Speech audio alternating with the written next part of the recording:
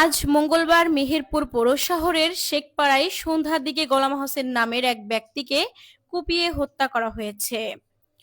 ঘটনার সূত্রে জানা গেছে, প্রাচীর ভাঙাকে কেন্দ্র করে কথা কাটির এক পর্যায়ে নিহত গোলাম হোসেনের খালাতো ভাই কালু নামের এক ব্যক্তি কুপিয়ে হত্যা করেছে বলে জানা গেছে। কখন? আমরা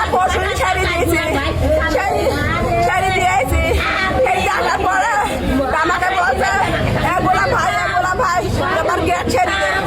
ও ভাই তোর আমি গেট ছেড়ে দেবো কি করি বিল্ডিং বাড়ি আসলাম আমার গেট ছেড়ে টাইম নেই দিয়ে একেবারে তুই জোনা ধাক্কা দিয়ে দিগি। ও বলছে আমার সাথে ও আবার গাড়ি নিয়ে গেছে, গাড়ি নিয়ে গিয়ে ফেল দিয়েছে ও মেয়েটাকে ফেলে দিয়ে মেয়েটা পড়ে গেছে। তাই নেই আজকে কখন ঘটনা ঘটে? স্থানীয়রা গোলাম হোসেনকে উদ্ধার করে মেহেরপুর 250 শয্যা বিশিষ্ট জেনারেল হাসপাতালে নিলে ওইখানকার কর্তব্যরত চিকিৎসক তাকে মৃত ঘোষণা করেন। ঘটনাটা হচ্ছে আমাদের গাড়ি পিছলি গেল যাওয়ার পরে গাড়িটা স্লিপ কেটে পাশিটা নড়ি গেল। সকালবেলা গিয়ে বলছে এবুন চিল্লাস নি তুই, পাশিটা ভেঙে গেছে, তুই চিল্লাস নি।